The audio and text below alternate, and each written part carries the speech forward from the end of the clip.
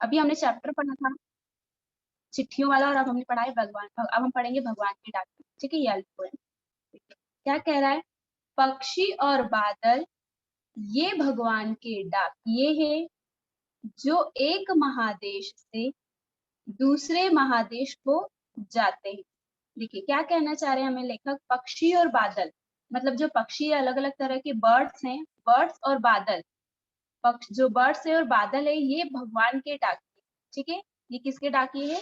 भगवान के डाकिए, जो एक महादेश से, महादेश मतलब एक देश से। ठीक है, महादेश मीन्स होगा बेटा एक देश से या एक शहर से, जो एक महादेश से दूसरे महादेश को जाते हैं।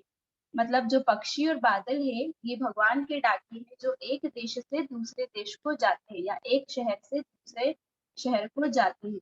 हम तो समझ नहीं पाते हैं, मगर उनकी लाई चिट्ठियां पेड़ पौधे पानी और पहाड़ बाजते हैं। देखिए, हम तो समझ नहीं पाते मतलब जो पक्षी और बादल जो क्या संदेश लेकर आते हैं भगवान का, उसे हम नहीं समझ पाते। हम समझ पाते हैं क्या? बर्ड्स आपस में क्या बातें करती हैं, हम समझ पाते हैं क्या? हमें पता चलता है कि वो क्या डिस्टर्ब क्या बातें कर रही हैं? नहीं समझ पाते ना। और बादल, जब बादल गड़गड़ाते हैं या बादल आवाज करते हैं तो हमें पता चलता है कि वो क्या बोलना चाह रहे हैं।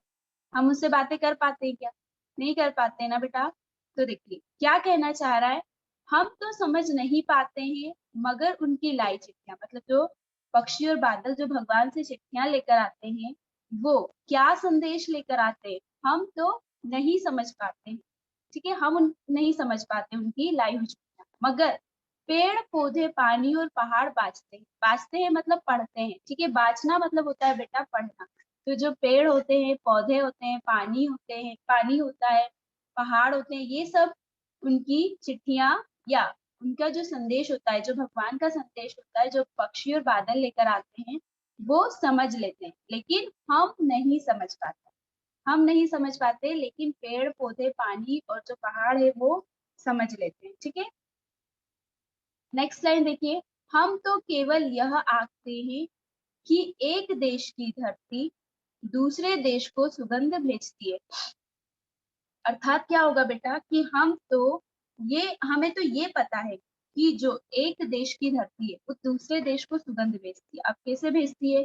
तो देखिए, जो पक्षी होते हैं, जो बर्ड्स होती हैं, या जो बटरफ्लाई, जो भी इंसेक्ट होते हैं, वो एक देश की धरती दूसरे देश को सुगंध भेजती है। मतलब आप देखिए, ले, लेखक कहना चाह रहे हैं बेटा कि भगवान के लिए तो कोई देश नहीं है ना, भगवान के लिए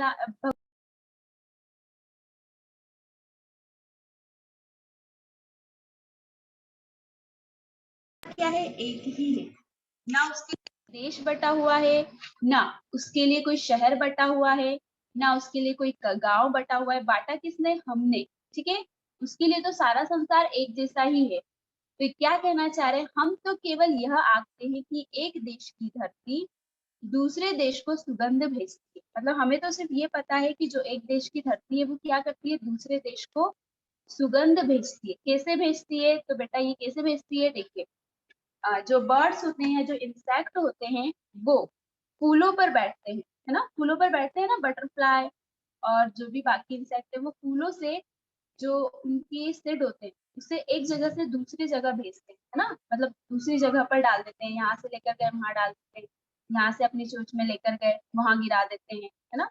तो जो गिरे हुए सीड्स है उनसे भी क्या होते हैं? उनसे भी प्लांट होते हैं, उनसे भी प्लांट लग जाते हैं।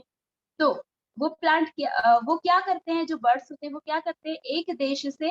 एक देश की सुगंध कहाँ भेजते हैं? वो दूसरे देश। ठीक है, और वह सौरभ हवा में तैरते हुए पक्षियों की पाखों पर टिकता है। और वह हवा में जो सुगंध होती है वो हवा में तैरते हुए पक्षियों की पाखों से क्या हो जाता है? गिर जाता है। पक्षियों की पंखों से या चोंच से क्या हो जाता है? गिर जाता है। और एक देश का भाप दूसरे देश में पानी बनकर गिरता है। मतलब आप सभी को ये पता ही होगा कि जो वाटर है वो रिसाइकल होता है ना। जो वाटर है वो रिसाइकल होता है। पानी, बारिश होती है, मतलब जो पानी होता है, बारिश होती है और वो जो गिरता है वो फिर से स्टीम भाप बनकर फिर से उड़ जाता है और फिर बादल बनते हैं और फिर वही बादल फिर से बारिश करते हैं, है ना, ये तो सभी को पता होगा। तो क्या कहना चाह रहा है, एक देश की भाप दूसरे देश में पानी बनकर गिरता है। मतलब यहाँ से अगर कोई वाटर अगर रिसाइकल हुआ, मतलब जो स्टीम बना और वो जो बादल है वो आगे जाकर दूसरे देश में गिरा, तो क्या हुआ, यहाँ से भाप बनी और दूसरे देश में क्या हुआ, जाकर पानी के रूप में गिर गया। अर्थात इसका मीन्स क्या होगा बेटा, कि हमें प्रकृति की महानता के बारे में बताया है। यहाँ पे हमें क्या किया है, प्रकृति की महान नेचर के बारे में बताया।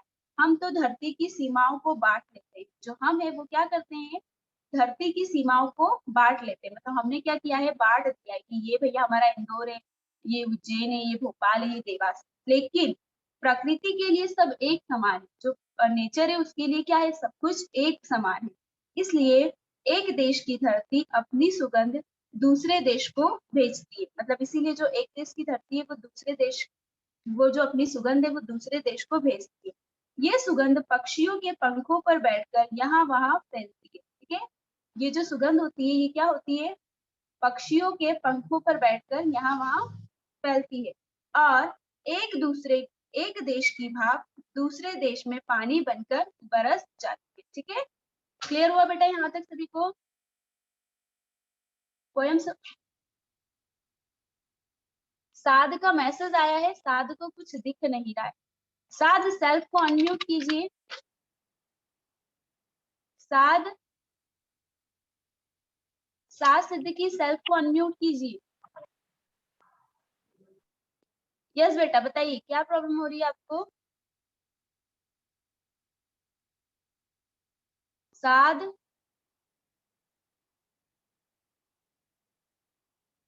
साध सिद्दीकी सेल्फ को अनम्यूट कीजिए।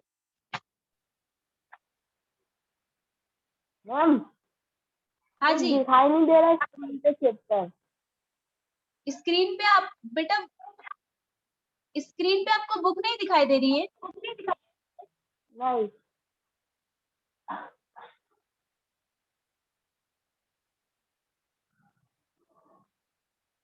आप स्क्रीन स्वाइप कीजिए ना बेटा, लेफ्ट राइट में स्क्रीन स्वाइप स्वाइप कीजिए।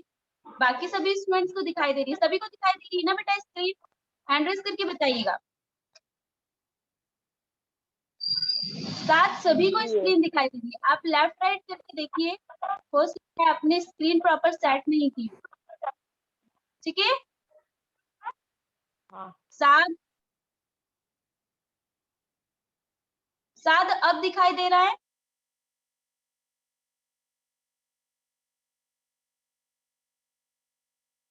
बेटा सभी को स्क्रीन दिखाई दे रही है, हैंड रेज करके बताइएगा। ओके सभी को दिखाई। ठीक है बेटा, तो देखिए इस पोयम में हमें क्या बताया गया है, हमें प्रकृति के बारे में बताया, नेचर के बारे में बताया गया है कि कैसे जो पक्षी और बादल होते हैं वो कैसे एक शहर से दूसरे शहर में अपनी सुगंध फैलाते हैं, यहाँ से वाटर रिसाइकल करके कैसे दूसरे देश में पानी बरसाते हैं, इसके बारे में बताया गया है। ठीक है, तो यहाँ हमारी पोयम फिनिश होती है। अब आगे हम इसकी एक्सरसाइज सॉल्व करते हैं। देखिए सबसे पहले हम इसके शब्दार्थ सॉल्व करेंगे। ठीक है, सबसे पहला वर्ड है बाचना। ठीक है, तो बाचना मीन्स आपको मैंने बताया था, बाचना मीन्स क्या होगा, पढ़ना, सस्वर या पढ़ना। ठीक है, मीन्स रीड करना। फिर है आकना। आकना मीन्स होता है बेटा अनुमान करना। ठीक है, अनुमान लगाना या अनुमान करना। पाख, पाख मीन्स होता है पंख या पर। ठीक है, पाख मीन्स क्या होगा, पंख या पर। सौरभ, सौरभ मीन्स होता है सुगंध या सुबास। ठीक है, सौरभ मीन्स क्या होगा, सुगंध या सुभाष, सुबास। ओके, नेक्स्ट क्वेश्चन देखिए, क्वेश्चन नंबर फर्स्ट।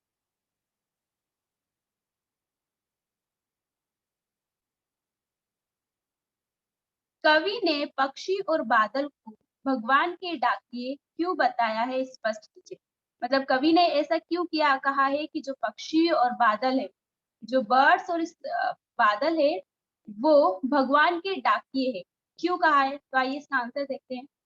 कवि ने पक्षी और बादल को भगवान के डाकिए इसलिए कहा है क्योंकि जिस प्रकार डाकिए संदेश लाने का काम करते हैं, उसी प्रकार पक्षी और बादल भगवान का संदेश हम तक पहुंचाते हैं। मतलब जिस तरह से जो डाकिया पोस्टमैन होते हैं वो संदेश लाने का काम करते हैं, उसी तरह भगवान भी क्या करते हैं, भगवान का संदेश हम तक पहुंचाने के लिए कौन पक्षी और बादल भगवान की सहायता करते हैं। उनके लाए संदेश को हम भले ही ना समझ पाए, पर पेड़ पौधे पानी और पहाड़ उन्हें भली प्रकार पढ़ समझ लेते हैं। मतलब उनके जो लाए हुए संदेश होते हैं वो हम नहीं पढ़ पाते, लेकिन जो पेड़ पौधे पानी और पहाड़ है वो समझ लेते हैं। जिस तरह बादल और पक्षी दूसरे देश में जाकर भी भेदभाव नहीं करते, उसी तरह हमें भी आचरण करना चाहिए। मतलब जो बादल और पक्षी होते हैं उनके लिए कोई देश बटा हुआ नहीं है कि भैया ये देश हमारा है तो हम इसी देश में बादल बारिश करेंगे, या इसी देश में हम जो फ्लावर्स है उनकी जो खुशबू होती है वो फ्रेग्रेंस को हम फैलाएंगे। ऐसा उनके लिए नहीं है, क्योंकि वो किसी भी देश में भेदभाव नहीं करते हैं। और हमें भी उसी तरह का आचरण रखना चाहिए, मतलब हमें भी उन्हीं की तरह बनना चाहिए और किसी से भी भेदभाव नहीं करना चाहिए। ठीक है, नेक्स्ट क्वेश्चन देखिए, क्वेश्चन नंबर 2।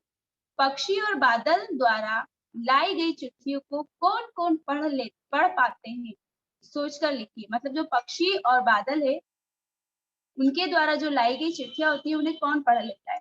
तो अभी हमने देखा था उनसे उन्हें कौन पढ़ता है, पेड़ पौधे पहाड़ पर्वत, ठीक है, पानी। ठीक है, तो देखिए इसका आंसर लिखेंगे, पक्षी और बादल द्वारा लाई गई चिट्ठियों को पेड़ पौधे पानी और पहाड़ पढ़ पाते हैं। ठीक है, इन्हें कौन पढ़ पाता है, पेड़ पौधे पानी और पहाड़। नेक्स्ट क्वेश्चन देखिए, क्वेश्चन नंबर 3। किन पंक्तियों का भाव है, पक्षी और बादल प्रेम सद्भाव और एकता का संदेश एक देश से दूसरे देश को भेजते हैं। मतलब हमें इन पंक्तियों के भाव बताना है। ठीक है, प्रकृति देश देश में भेदभाव नहीं करती, एक देश से उठा बादल दूसरे देश में बरस जाता है। तो आइए इसका आंसर देखते हैं। पक्षी और बादल ये भगवान के डाकिए हैं जो एक देश से दूसरे महादेश को जाते हैं। हम तो समझ नहीं पाते हैं, मगर उनकी लाई चिट्ठियां पेड़ पौधे पानी और पहाड़ बाँचते हैं। ठीक है, सेकंड क्वेश्चन था हमारा ख नंबर। प्रकृति देश देश में भेदभाव नहीं करती, एक देश से उठा बादल दूसरे देश में बरस जाता है। इसका भाव लिखना है। ठीक है, देखिए, और एक देश का भाव दूसरे देश में पानी बनकर गिरता है।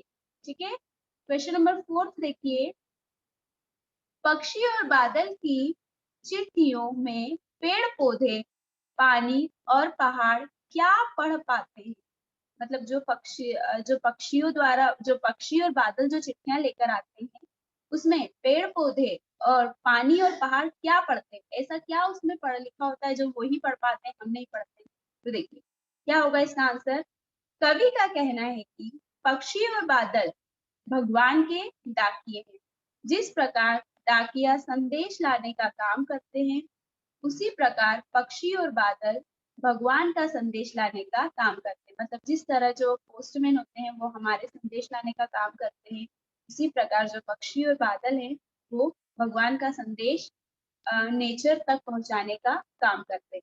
पक्षी और बादल की चिट्ठियों में पेड़ पौधे पानी और पहाड़ भगवान के भेजे एकता और सद्भावना के संदेश को पढ़ पाते हैं।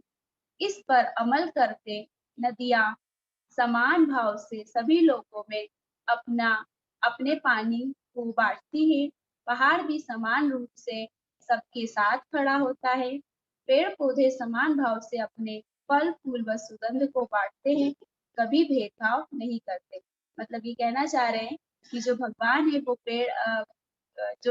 है वो बादल और पक्षी से जो पेड़ पौधे और पानी पहाड़ पर्वत ये सब है, इन्हें संदेश भेजते हैं कि आपको किसी से भी कोई भेदभाव नहीं करना है, सभी को समान रूप से जो भी अपना जो जो भी आपकी क्वालिटी है वो सभी को समान रूप से देना है, किसी के साथ भेदभाव नहीं करना है। ठीक है, इसीलिए जो नदियां होती है वो समान रूप से सबको पानी बांटती है, और जो पहाड़ होते हैं वो सभी के साथ एक जैसा खड़े रहते हैं, मतलब सभी के साथ एक जैसा ही रहते हैं। और जो पेड़ पौधे हैं वो अपने फल फूल और सुगंध सभी को एक जैसी ही बांटते हैं, कभी किसी से भेदभाव नहीं करते। ठीक है, प्रश्न 5 देखिए, एक देश की धरती दूसरे देश को सुगंध भेजती है, कथन का भाव स्पष्ट कीजिए। मतलब जो एक देश की जो धरती है वो दूसरे देश को क्या भेजती है, अपनी सुगंध भेजती है। इस कथन का भाव स्पष्ट कीजिए। तो आइए इसका आंसर देखते हैं। एक देश की धरती अपने सुगंध व प्यार को पक्षियों के माध्यम से दूसरे देश को भेजकर सद्भावना का संदेश भेजती है।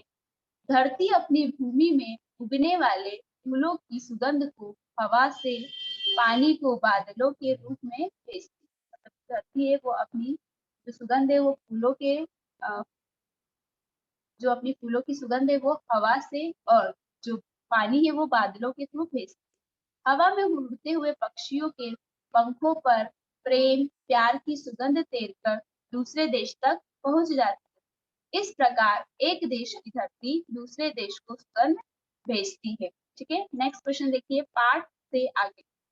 पक्षी और बादल की चिट्ठियों के आदान प्रदान को आप किस दृष्टि से देख सकते हैं? मतलब ये क्या कहना चाह रहा है कि जो पक्षी और बादल है उनकी जो चिट्ठियां हैं उसका आदान प्रदान किस रूप से करते हैं? तो आइए इसका आंसर देखते हैं।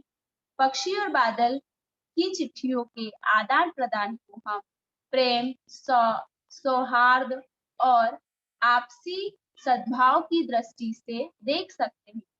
यह हमें यही संदेश देते हैं। ठीक है, नेक्स्ट क्वेश्चन देखिए, क्वेश्चन नंबर 2। आज विश्व में कहीं भी संवाद भेजने और पानी का एक बड़ा साधन इंटरनेट है। आज विश्व में कहीं भी संवाद भेजना मतलब कोई भी मैसेज भेजने और पाने का एक बड़ा साधन इंटरनेट। ठीक है, भेज मतलब मैसेज भेजना और मैसेज मिलना, उसका सबसे बड़ा साधन क्या है? इंटरनेट, मतलब जो हमारा नेट है। पक्षी और बादल की चिट्ठियों की तुलना इंटरनेट से करते हुए 10 पंक्तियां लिखी। मतलब जो पक्षी और बादल है उनका कंपैरिजन हमें किससे करना है? इंटरनेट नेट से करना है, और उसी पर 10 पॉइंट लिखते हैं। ठीक है, तो आइए इसका आंसर देखते हैं। पक्षी और बादल प्रकृति के अनुसार काम करते हैं। जो पक्षी जो बर्ड्स है और जो बादल है वो नेचर के अनुसार वर्क करते हैं, किंतु इंटरनेट मनुष्य के अनुसार काम करते हैं। लेकिन जो इंटरनेट जो नेट है वो हम ह्यूमन के अनुसार काम करते हैं। बादल का कार्य प्रकृति प्रेमी को प्रभावित करती है, किंतु इंटरनेट विज्ञान प्रेमी को प्रभावित करती है। पक्षी और बादल का कार्य धीमी गति से होता है, किंतु इंटरनेट का कार्य तीव्र गति से होता है। मतलब जो पक्षी और बादल है उनका जो कार्य होता है वो क्या होता है? धीमी गति से होता है। लेकिन जो इंटरनेट है जो नेट है उसका जो काम है वो किसका होता है? तीव्र गति से, मतलब जल्दी होता है, फास्ट होता है। इंटरनेट एक व्यक्ति से दूसरे व्यक्ति तक बात पहुंचाने का ही सरल तथा तेज माध्यम है। मतलब जो एक दूसरे से जो बात करने का इंसानों का या ह्यूमन का एक दूसरे से जो बात करने का जो साधन है वो सबसे अच्छा इंटरनेट का है, और सरल भी है और इजीली भी है और बहुत फास्ट भी है। इसके द्वारा हम किसी व्यक्तिगत रायों को जान सकते हैं, किंतु पक्षी और बादल की चिट्ठियां हमें भगवान का संदेश, और हम एक दूसरे की राय भी जान सकते हैं। लेकिन जो पक्षी और बादल है वो भगवान के संदेश पक्षी और बादल की चिट्ठियां हमें भगवान का संदेश, वे बिना भेदभाव के सारी दुनिया में प्रेम और एकता का संदेश देते हैं। हमें भी इंटरनेट के माध्यम से प्रेम और एकता और भाईचारे का संदेश विश्व में फैलाना चाहिए। मतलब जैसे पक्षी और बादल किसी में भेदभाव नहीं करते हैं और अपना संदेश सभी को पहुंचाते हैं, वैसे ही हमें इंटरनेट के माध्यम से मतलब इंटरनेट का यूज करके पक्षी और बादल की तरह ही भाईचारा और विश्व में भाईचारे का जो एकता का जो संदेश है वो विश्व में फैलाना चाहिए। मतलब जैसे वो भेदभाव नहीं करते किसी में, हमें भी उनकी तरह किसी के साथ भी भेदभाव नहीं करना चाहिए।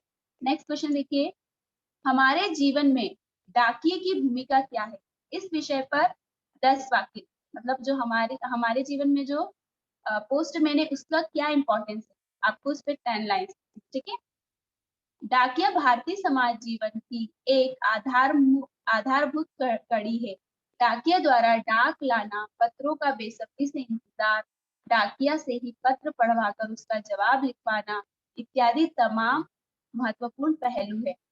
मतलब देखिए, जो लोग नहीं पढ़ पाते हैं वो क्या करते हैं, जो पोस्टमैन होता है उसी से अपनी चिट्ठी पढ़वाते हैं और उसी से उसका आंसर भी लिखवाते हैं और उन्हीं को बोल देते हैं कि आप पोस्ट कर दीजिएगा इत्यादि तमाम तमाम महत्वपूर्ण पहलू है जिन्हें नजरअंदाज नहीं किया जा सकता। उसके परिचित सभी तबके के लोग हैं। हमारे जीवन में डाकिया की भूमिका अत्यंत महत्वपूर्ण है। भले ही अब कंप्यूटर और ईमेल का जमाना आ गया है, पर डाकिया का महत्व अभी भी उतना ही बना हुआ है जितना पहले था। मतलब हमारी लाइफ में भले ही इंटरनेट आ गया है, कंप्यूटर आ गया है, ईमेल आ गया है, लेकिन फिर भी हमारी लाइफ में जो पोस्टमैन की जो इम्पोर्टेंस है वो आज भी उतनी ही है जितनी की पहले थी। कई अन्य देशों ने होम टू होम डिलीवरी को खत्म करने की तरफ कदम बढ़ाए हैं या इसे सुविधा शुल्क से जोड़ दिया है। वही भारतीय डाक आज भी सुबह से शाम तक चलता ही रहता है।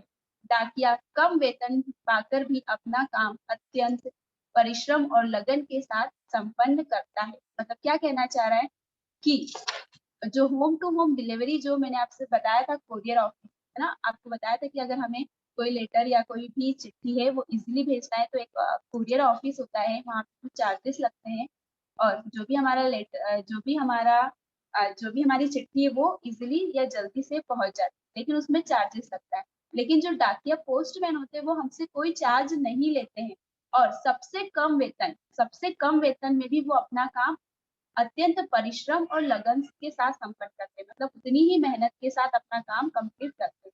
गर्मी, जाड़ा और बरसात का सामने करते हुए वह समाज की सेवा करता है। मतलब चाहे कितनी भी गर्मी हो, कितनी भी बारिश हो, कितनी भी ठंड हो, वो हमेशा अपना काम कंटिन्यू करते हैं। भारतीय डाक प्रणाली की गुडविल बनाने में उनका सर्वाधिक योगदान माना जाता है। मतलब जो उनकी गुडविल है वो बनाने में उन्होंने सबसे ज्यादा मेहनत की है। ठीक है, देखिए बेटा, यहाँ हमारा चैप्टर 6 फिनिश हुआ है ना। चैप्टर 6 हमारा बहुत छोटा था, इसलिए हमने इसकी एक्सरसाइज क्वेश्चन आंसर पूरा कंप्लीटली एक साथ सॉल्व कर लिया है।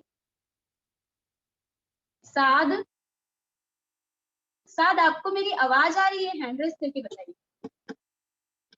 साद, देखिए बाकी स्टूडेंट सभी को स्क्रीन शेयर हो रही है, मतलब सभी को दिखाई दे रहा है स्क्रीन, आपके साथ ही प्रॉब्लम है तो कोई बात नहीं बेटा, आप अपना फोन दिखवाइए और अगर आपके फोन में अभी भी प्रॉब्लम सॉल्व नहीं हो रही है तो आप 12 बजे ऑफिस में आकर, ठीक है, 12 बजे ऑफिस में आकर मिलिए, हम देखते हैं आपके फोन में क्या प्रॉब्लम हो रही है, क्यों स्क्रीन नहीं दिखाई दे रही है। तो आप ऑफिस में आकर मिल लीजिएगा और आपका जो भी वर्क छूट गया है, मतलब आप नहीं पढ़ पाए प्रॉपर, तो आपको इसका वीडियो मिल जाएगा, आप वीडियो से अपनी पढ़ाई कंटिन्यू कर लीजिए। ठीक है सर, और आज आप अपना फोन दिखा दीजिए अपने ब्रदर को या जहां भी आप दिखाना चाहें वहां दिखा दीजिए। अगर फिर भी प्रॉब्लम आती है तो आप फोन अपना स्कूल लेकर आइए। ठीक है, टाइमिंग रहेगा 12 o'clock, 12 बजे के बाद आपको अपना फोन लेकर आना रहेगा। ठीक है सर, तो मैं आपका फोन चेक कर लूंगी क्या प्रॉब्लम आई। ठीक है, ठीक है बेटा, चलिए अब हमारा यहाँ पर चैप्टर फिनिश होता है। आगे का जो भी वर्क है आपको पता है, अपनी फेयर कॉपी कंप्लीट करिएगा। ठीक है, 6 चैप्टर की, और चैप्टर 6 की पोएम भी आपको फेयर कॉपी में नोट करना है, देन लर्न करना है। ठीक है, अब अपनी बुक ओपन कीजिए। चैप्टर 6 सभी के पास बुक्स होगी, पेज नंबर ओपन कीजिएगा 34 एंड 35, पेज नंबर 34 एंड 35। देखिए यहाँ पर एक पोयम दी गई है, कदम मिलाकर चलना होगा, बाधाएं आती है आए, घिरे प्रलय की घोर घटाए, पाँव के नीचे अंगारे, सिर पर बरसे यदि ज्वालाएं, निज हाथों से हंसते हंसते आग लगाकर जलना होगा, कदम मिलाकर चलना होगा। ठीक है, ये पोयम एक छोटी सी जिन्हें लिखा है अटल बिहारी वाजपेयी जी। ठीक है, अटल बिहारी वाजपेयी जी ने लिखा है। इस पोयम को आपको रीड करना है। देखिए ऊपर लिखा हुआ है केवल पढ़ने के लिए, हेडिंग दी गई है केवल पढ़ने के लिए। आपको इस रीड चैप्टर को, इस पोयम को रीड करना है एंड उसका मीन्स कंफर्म करना है, मतलब उसका मीन्स भी आपको निकालना है कि इस पोयम में हमें कवि क्या संदेश देना चाह रहे हैं। जो अटल बिहारी वाजपेयी जी है वो हमें इस कविता में क्या मैसेज कर रहे हैं। ठीक है, ये आपको कंप्लीट करना है। नेक्स्ट क्लास में मैं आप लोगों से पूछूंगी कि इस कविता में हमें जो अटल बिहारी वाजपेयी जी है वो क्या मैसेज कर रहे हैं। ठीक है बेटा, क्लियर हुआ? तो ये आपका होमवर्क रहेगा। आपको अपनी पेयर कॉपी में 6 चैप्टर नोट करना है, एक्सरसाइज एंड पोयम कंप्लीट करना है। और पेज नंबर 34 और 35 पर एक पोयम है, कदम मिलाकर चलना होगा। इस पोयम को आपको रीड करना है और जो अटल बिहारी वाजपेयी जी है इस पोयम के थ्रू हमें क्या मैसेज कर रहे हैं ये आपको बताना रहेगा। ठीक है, तो आगे की क्लास हम कल कंटिन्यू करेंगे। मिलते हैं नेक्स्ट डे। ओके बेटा, बाय।